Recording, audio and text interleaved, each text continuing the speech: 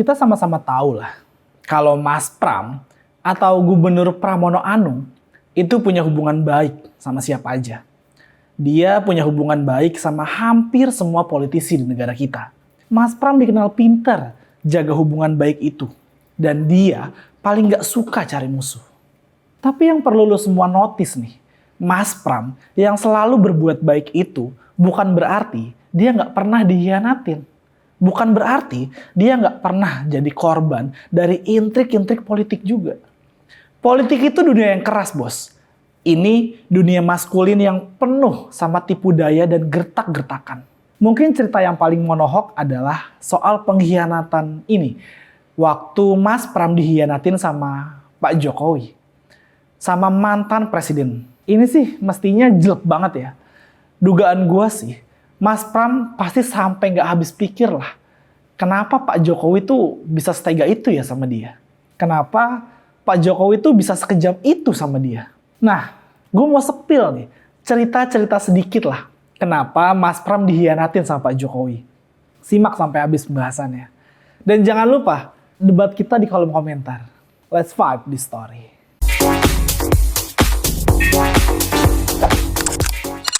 Kalau cerita soal Mas Pramono Anung dihianatin atau ditusuk dari belakang sama Pak Jokowi, ini bukan cerita di balik layar.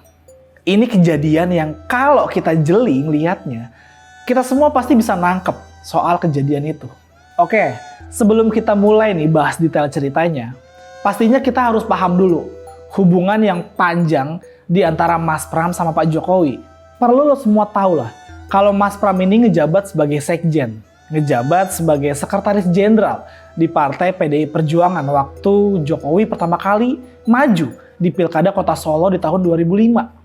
Surat rekomendasi yang didapat Jokowi dari PDI Perjuangan buat maju di Pilwalkot waktu itu yang nyiapin ya Mas Pram, dan kemudian ditandatanganin sama Ibu Megawati Soekarno Putri.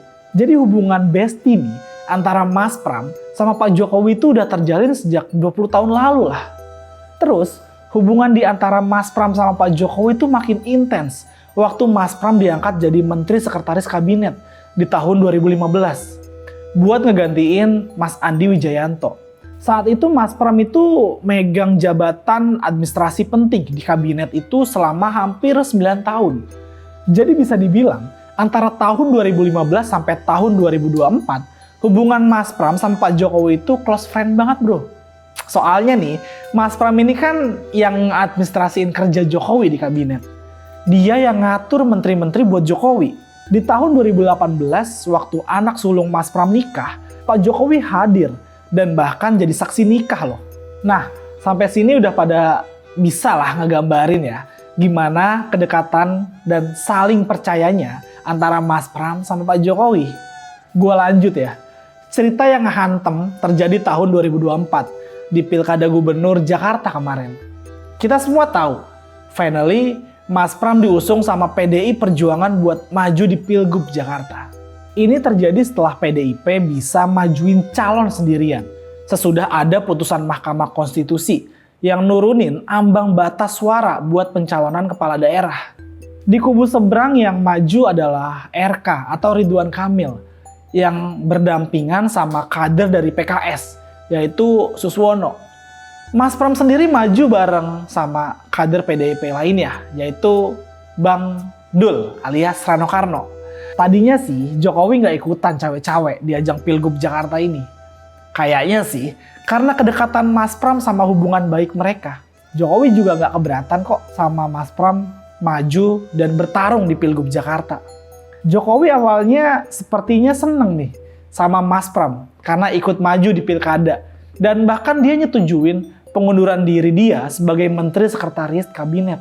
Sikap Jokowi ini sejalan sama sikap Presiden Prabowo yang gantiin dia di waktu itu nggak ikut cawe-cawe di Pilgub Jakarta. Tapi nih, belakangan ini nih, setelah Jokowi pensiun dan hasil survei Mas Pram tuh udah nyalip Ridwan Kamil dan dia bisa menang satu putaran, kondisinya tiba-tiba berubah 180 derajat. Ridwan Kamil sempat sowan ke Solo. Dan setelah itu, Jokowi tuh mulai aktif terang-terangan ngedukung RK. Jokowi tuh bahkan ngebela-belain loh, sampai datang ke Jakarta, ngumpulin para relawannya, dan nyatain dukungan terbuka buat Ridwan Kamil. Soal dukung-mendukung ini nih, rasanya tuh sikap Jokowi ini masih bisa dibilang normal lah. Ya walaupun mungkin sebetulnya udah ada pembicaraan empat mata juga di antara Mas Pram sama dia, yang bisa dibilang nyelekit. Waktu Jokowi bilang dia dukung Ridwan Kamil karena ngeliat track recordnya, nah di poin ini nih, Jokowi tuh kayak ngeremehin Mas Pram banget. Soalnya kalau alasannya track record, harusnya Jokowi tuh paham kalau track recordnya Mas Pram itu jauh lebih mentereng, lebih mateng lah dibandingin Ridwan Kamil. Mas Pram ini politisi yang lebih senior dibandingin Ridwan Kamil. Mereka sama-sama kuliah di ITB, dan Mas Pram jauh lebih senior. Mas Pram tuh juga punya sejarah sebagai aktivis mahasiswa, sementara Ridwan Kamil nggak pernah. Terus kalau di dunia politik dan soal leadership, Mas Pram tuh udah pernah jadi wakil rakyat di DPR. Dan dia pernah jadi menteri selama 9 tahun loh. Sementara pengalaman Ridwan Kamil sejauh ini cuma di tingkat lokal aja. Cuma jadi wali kota selama 5 tahun. Dan jadi gubernur selama 5 tahun juga. Yang fantastis lagi nih, Mas Pram itu udah masuk partai. Dan jadi politisi sejak paling nggak tahun 1998 lah. Atau udah lebih dari seperempat abad. Sementara itu, Ridwan Kamil tuh baru masuk partai politik 2013. Baru 11 tahun lah. Dan di partai dia juga baru masuk di Partai Golkar. Jadi soal pengalaman, soal track record nih, sebenarnya Jokowi tahu kalau dia tuh nggak punya alasan buat bilang kalau track record Ridwan Kamil jauh lebih baik dibandingin Mas Pram. Tapi ya itu tadi, di antara banyak alasan sama argumen yang bisa dipakai Jokowi buat dukung Ridwan Kamil, dia malah milih buat pakai alasan soal track record. Yang waktu itu justru jadi blunder loh. Menurut gue ini seolah-olah Jokowi tuh nggak paham track recordnya Mas Pram. Atau dia malah nganggap kerjaannya Mas Pram sebagai menseskapnya dia itu kurang bagus. Makanya Jokowi nganggap track record Ridwan Kamil lebih bagus dari Mas Pram.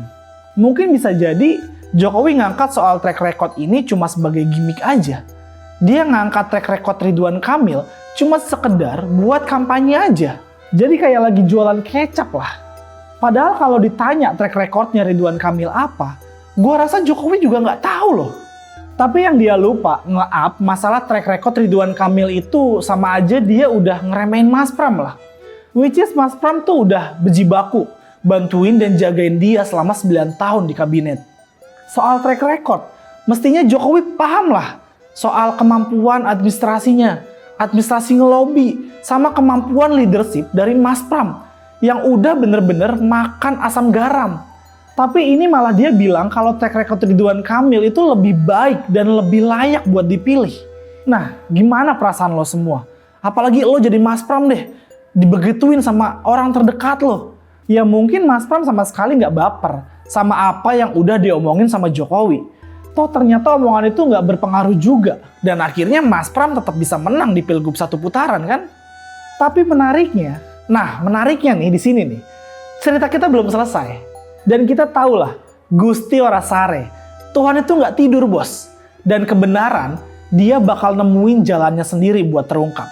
Sepertinya balasan buat ucapan endorsement Jokowi yang nusuk itu datangnya belakangan. Ternyata sekarang kita semua dibukain fakta kalau Ridwan Kamil itu ternyata penuh kepalsuan. Dia juga punya masalah kasus korupsi di KPK.